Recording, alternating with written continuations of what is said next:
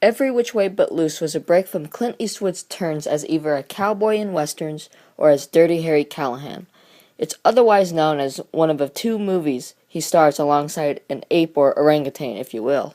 Eastwood plays bare-knuckle fighter Philo Beto in a rural part of California, or presumably the San Fernando Valley, and he picks fights with almost anybody who wrongs him, or just for a plain old wager. His income is mostly derived from fighting, and he eventually falls in love with a bar singer named Lynn Halsey Taylor, played by Sandra Locke.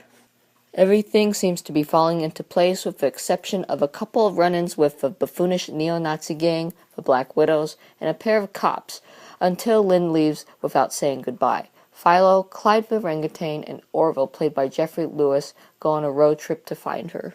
The plot is nothing special, and the comedy is okay. It has its moments, but it doesn't save this otherwise asinine movie. Tough guy loves women, therefore he does whatever he can to find her while evading the trouble he has caused from being too rough with other groups of men. Whoever is the most macho wins. It's simplistic, so that and the machismo of the film makes it good beer-drinking material.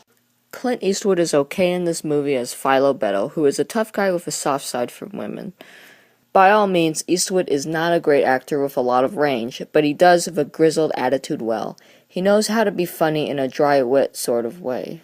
I liked Philo's close friend Orville, played by Geoffrey Lewis, due to his charisma. Orville is Philo's fight manager, and he's a bit goofier than Philo. He seems to have more of a personality and warmth to his character. Orville's mom, played by Ruth Gordon, is funny in a cranky woman sort of way, and when she deals with the Black Widows, I'll have to admit that I chuckled during the sequence. Not hard, but just enough for me to acknowledge it.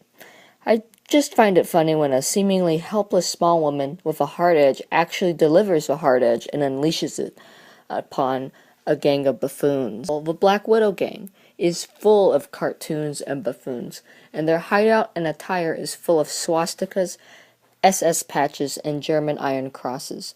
Their utter stupidity is emphasized by Nazi memorabilia.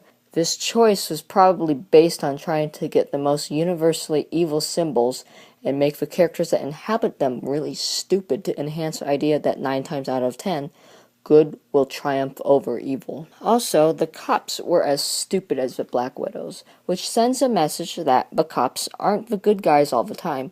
I thought it was funny that they would go out of their way to exact their revenge on Philo after he had fought them back in a bar in California. It plays into the stereotype of never wronging a cop, since they'll find ways to get back at you. This sort of mentality is the reason why the perception of cops is negative sometimes. Manus, the orangutan who plays Clyde, is actually better than the human characters in this film. He has a fun personality and he knows how to do a few tricks, like giving the people the finger and playing dead when Eastwood shoots him with a finger gun. You've got to see that for yourself. It's a bit amusing. Clyde is a source of a lot of humor. Sandra Locke is okay, and I thought she was convincingly enamored with Eastwood's character. I wasn't too upset about what happens to her character's arc in the movie. I thought it was a different twist. It plays into some cynicism that westerns have occasionally. Anyways, she has a nice voice and sings a few country songs well enough. I'm not much of a country fan, so I don't really want to critically look at the songs due to my lack of knowledge and interest in country. The songs fit into the modern western themes of the film, and the song played at the beginning is a bit repetitive. It's nothing special. You just deal with it. It goes like, every which way but loose. Every which way but loose. This film's sequel, yes, there's a sequel, it's called Any Which Way You Can, has a song called Beers for You, and it's mediocre just like this one. It's actually sung by Clint Eastwood and some other guy.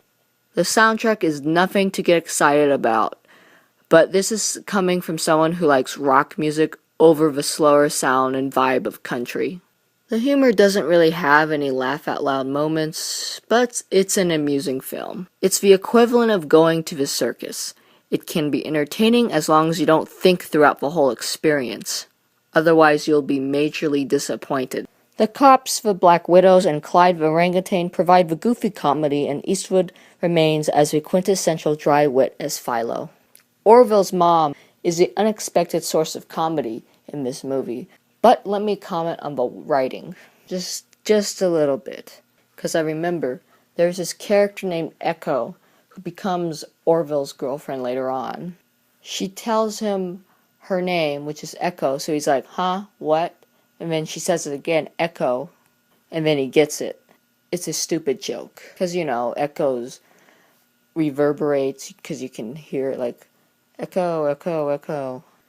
Does it with Philo when she introduces herself to him, and she does it with Clyde, the orangutan. Yep, no masterpiece here. Overall, the orangutan is the most memorable thing in this film, as well as a few scenes with Orville's mom. It's only when she gets the most upset, because you don't expect that much anger in a small woman. Other than that, this movie is too goofy and is easily written off as a mediocre blue-collar comedy. It's forgettable, and not one of Eastwood's highlights in his film career at all, other than the uniqueness of Orangutan's performance, brought to you by Manus.